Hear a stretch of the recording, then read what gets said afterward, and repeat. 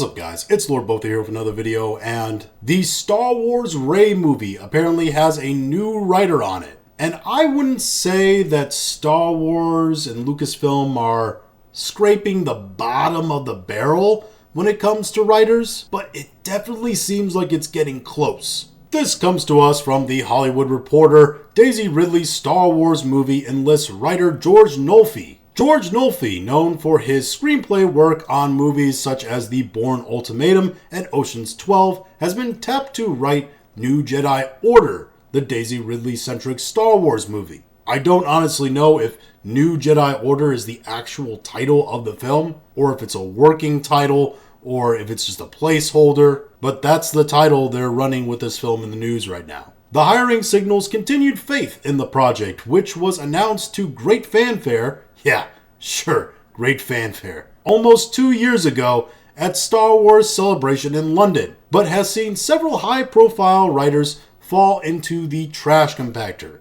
Yeah, because they're having to write a story about a character that people don't like and do not care about, and have to make it interesting, and also have to deal with Kathleen Kennedy trying to assert whatever terrible ideas that she wants into the movie, probably about how Rey is still being oppressed by the patriarchy and needs to topple the patriarchy, even though she's in a position of power as the new head of what will be the Jedi Order, the New Jedi Order, right? I assume that's what this film is going to be about, since that's what seems to be the working title you gave. Documentary filmmaker Charmin Obaid-Chinoy is due to make her narrative feature debut with the project, with Ridley due to reprise the role of lightsaber-wielding Rey Palpatine, I fixed it there for you article, the character she played in Disney's sequel trilogy. You can tell what they really cared about in this article. They made sure to call her Rey Skywalker, but they couldn't even be bothered to do a spell check and make sure that they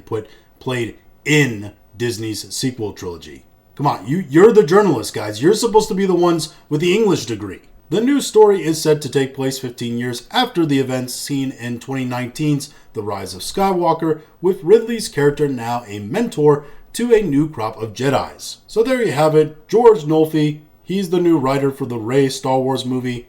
Stephen Knight, of course, was the original writer of the film, the fantastic writer who did Peaky Blinders. Really, really good writer, but he left the project probably because, again, Kathleen Kennedy didn't like any of his ideas. Filoni probably didn't like any of his ideas. Stephen Knight, a good writer, probably didn't make it woke and gay and anti-patriarchy enough. He probably had the script making too much sense. So they parted ways, and now they got this new guy, Nolfi. And exactly who is Nolfi? And they do say that he worked on Bourne Ultimatum and Ocean's 12. And it's interesting that they choose those two films to highlight for him, because just a very quick glimpse into his filmography, you'll see it's the only thing he has really going for him. This writer has only been on 10 films his entire filmography, and he's only written 8 of the 10 films he's worked on. Of those 8 films, his last hit was The Bourne Ultimatum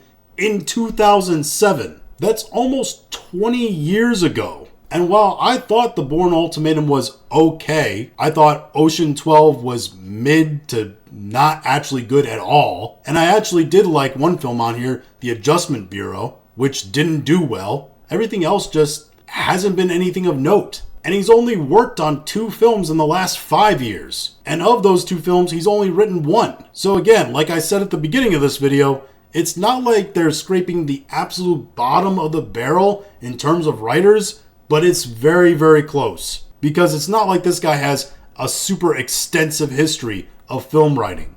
And it's not like this guy is cranking out hit after hit after hit in his writing. I mean, arguably Ocean 12, the only reason that film was successful was the first one was really, really good. And people wanted to go see it. And Ocean's 13 did really well because despite the fact 12 was not a good film, it looked like they were getting back to formula with the third movie. So people went to go see it. And The Bourne Ultimatum was supposed to be the closeout of the Bourne series, which in itself was really popular. In fact, I just realized this late because I glossed over it. One of these things listed here in the filmography isn't even a movie. It's a television series, Allegiance.